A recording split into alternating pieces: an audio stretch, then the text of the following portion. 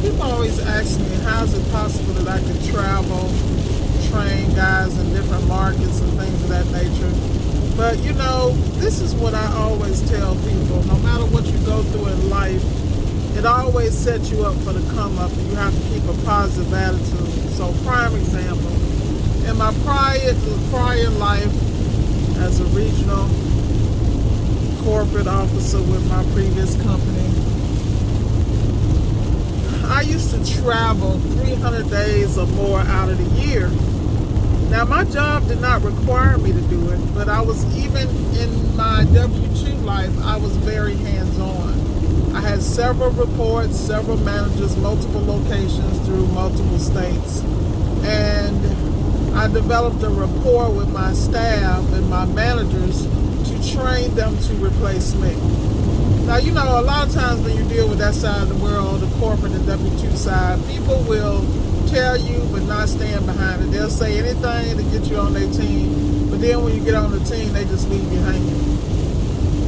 It was always my motto to make good on those promises. If you put forth the effort, everybody under me is going to be promoted, because I need y'all to get promoted and put me out of a job.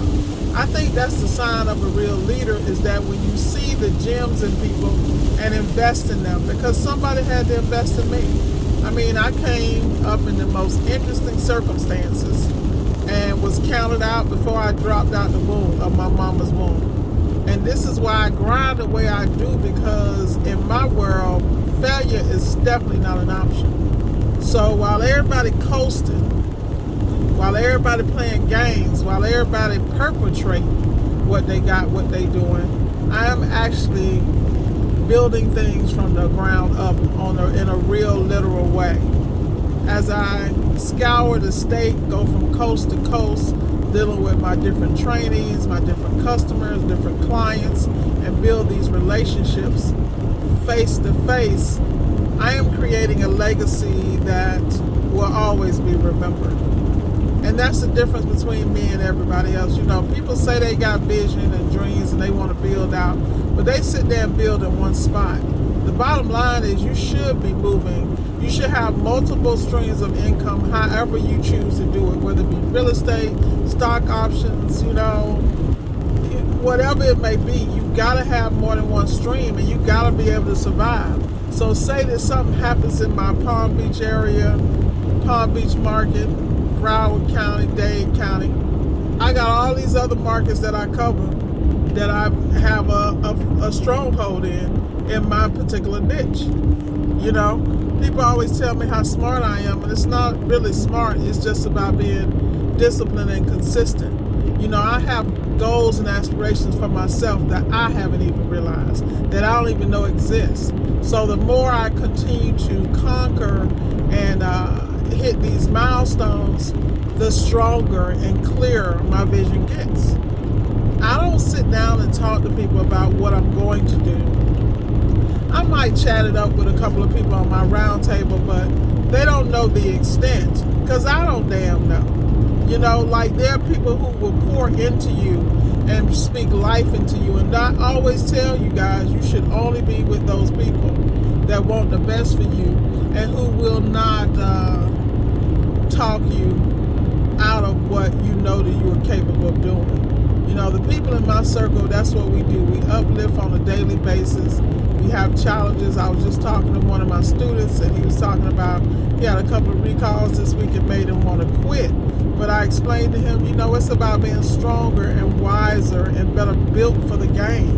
Because at the end of the day, it's the strong who survive, and the weak will fall by the wayside. But that goes back to intellectual bandwidth and mental fortitude.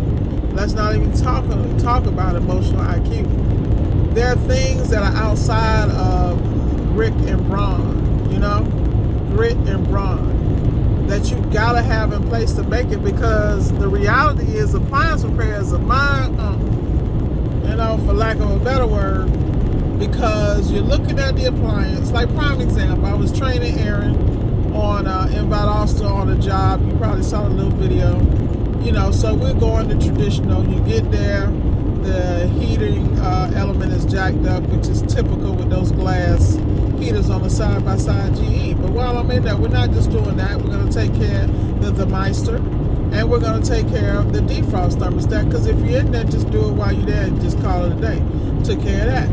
Now, when we got finished, plugged the unit in, lights were on, but no fans, nothing. So what do? First thing we do is go check the board. You know, boom, boom, boom. Check to see if we have power. Front didn't light up, blah, blah, blah. Come to find out, we had that most popular board GE makes, that 42 on the truck. When it popped the board in, all's well with the world again. But that's what I mean about, you know, if we were just there with just, even though we knew it was a defrost issue and didn't see any other signs of an issue, you always got to be prepared. But how do we know this? We know it because we've been there before. So we keep that 42 on the truck simply because it's always some drama. So with that said, when you're working in appliance repair or any goals in your life, you're going to have what some people might call setbacks. I call them setups, setting you up for greatness.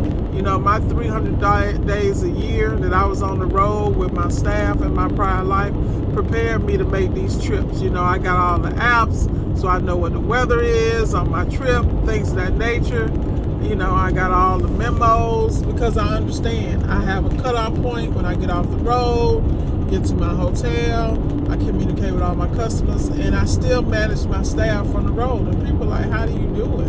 Well, the key is I never take more than I can handle. I make sure I'm where the limits are, and I only deal with people I respect in business. Like if my guy calls and says he needs a board, even though he may have missed something the first time, do I beat him up? No. I understand what that looks like because guess who's been there? I have. I simply coach him on the proper way to triage and diagnose, and what do we learn from this and move on, you know? But that's just about the people around you growing so that your life is easier. Eventually, I won't even be out here, you know, which is fine with me. But like I said, y'all, have a vision and just take baby steps every day toward that vision. Because the way you move is incredible. You just don't know it because you don't hear it enough. You gotta believe in yourself, you gotta stay focused, and above all else, you gotta grind with a purpose.